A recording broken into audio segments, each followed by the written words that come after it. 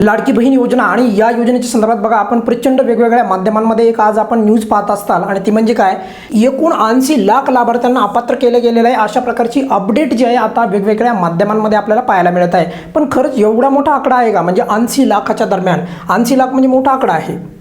तर त्याबद्दल पण आपण अगदी सविस्तर आणि तुम्हाला समजेल अशा पद्धतीने सांगणार आहे. सर्वात महत्त्वाचं म्हणजे हा आकडा कशामुळे आला आहे तर ते सांगतो. पहिलं तर आता सध्या KYC पार पडली आहे बघा, आणि ही KYC पार पडल्यामुळे किती लाभार्थ्यांना जे हप्ता मिळाला, किती लाभार्थी अपात्र झाले अशा प्रकारचे जे काही म्हणजे वेगवेगळ्या माध्यमांमध्ये ज्या काही बातम्या येत आहेत म्हणजे न्यूजपेपरमध्ये, तर त्याचमध्ये जे काही 80 लाखाचा आकडा जो आहे तो पुढे येत आहे.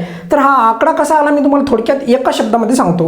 बघा यांनी सांगितलं की 2,46,00,000 एवढे लाभार्थी होते, त्याच्यानंतर 1,66,00,000 एवढे लाभार्थी उरले. म्हणजे याचा अर्थ काय आहे की याच्यामधून जर का एवढा आकडा जर मायनस केला तर मग तो आकडा होईल किती, जवळपास तर 80 लाख. पण आता मला सांगा 2,46,00,000 हा जो आकडा होता हा आकडा कधीचा होता तर आकडा होता हा 2024चा जूनमधला.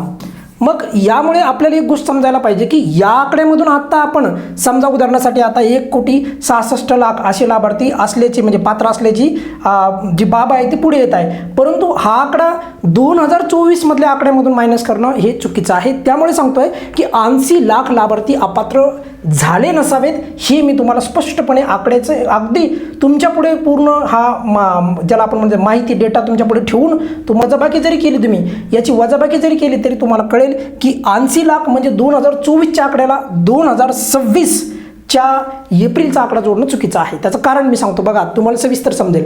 80 लाख लाभार्थी कसे झाले, कशा प्रकारची अपडेट येते. सर्वात महत्त्वाची गोष्ट म्हणजे 80 लाख लाभार्थी एवढ्या मोठ्या प्रमाणामध्ये KYC पडताळणीच्या नंतर नाही अपात्र झाले.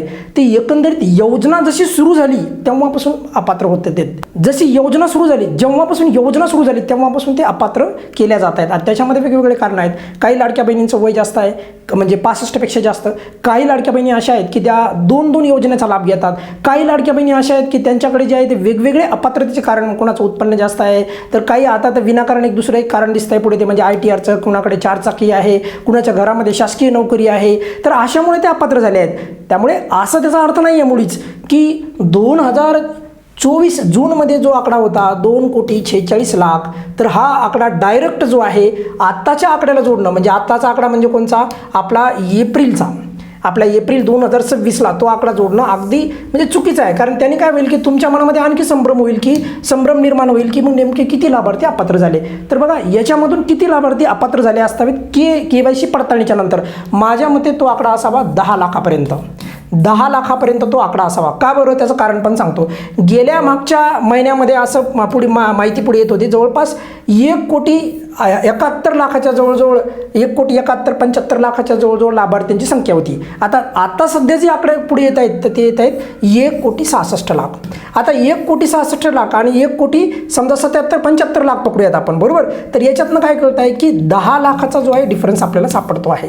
त्यामुळे माझं असं मत आहे की KYC पडताळणीच्या नंतर 10 लाखाच्या दरम्यान जे लाभार्थी आहेत त्यांना अपात्र केले जाण्याची शक्यता ही अधिक आहे. त्याचं कारण पण मी तुम्हाला सांगतोय की बघा ITRमुळे यावेळेस प्रचंड लाभार्थ्यांचा लाभ बंद झाला. त्यानंतर तुम्हाला माहिती आहे जून 2025 मध्ये लाभार्थ्यांची संख्या परत कमी झाली आणि ती तब्बल 26 लाख लाभार्थ्यांना अपात्र केलं होतं. नंतर परत ऑगस्टमध्ये जे आहे त्यापैकी काही लाभार्थ्यांना पात्र केलं, पण त्यांना जे जून, जुलै, ऑगस्टचे पैसे नाही मिळाले. जेव्हा ते पात्र झाले तेव्हापासून त्यांना पैसे मिळाले. त्याच्यानंतर परत आता तिसरा पडताळणीचा टप्पा झाला तो म्हणजे एप्रिलचा. म्हणजे जी KYC झाली होती आपली 30 एप्रिलपर्यंत आणि आपल्याला हप्ता जो वाटप झाला मेमध्ये, बरोबर, म्हणजे 12 मे पासून.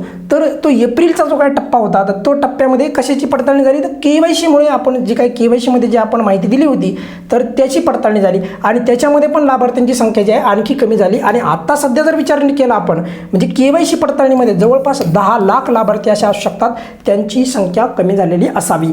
परंतु याचा अर्थ असा मुळीच नाही की पूर्ण याच वेळेस म्हणजे KYC नंतरच एप्रिलमध्येच 80 लाख लाभार्थी कमी झालेत असं म्हणणं माझ्या मते थोडं चुकीचं ठरेल. कारण की मी तुम्हाला कारण सांगितलं त्याचं की 80 लाख लाभार्थी जे आहेत एप्रिलचा महिना 26चा यानुसार जर आपण कॅल्क्युलेशन केलं तर जवळपास 10 लाखाच्या दरम्यान तो आकडा जाईल. पण मात्र आपण तोच आकडा जून 2024ला जोडला तर मग मात्र तो आकडा 80 लाखाच्या दरम्यान जाऊ शकतो.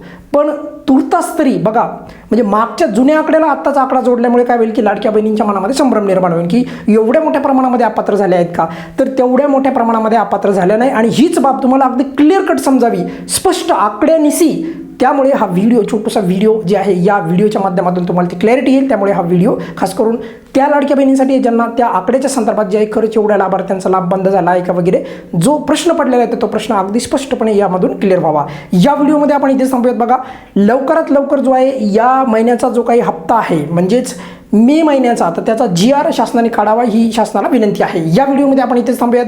काही अडचण असेल तर नेहमीप्रमाणे कमेंट्समध्ये विचारू शकता. धन्यवाद.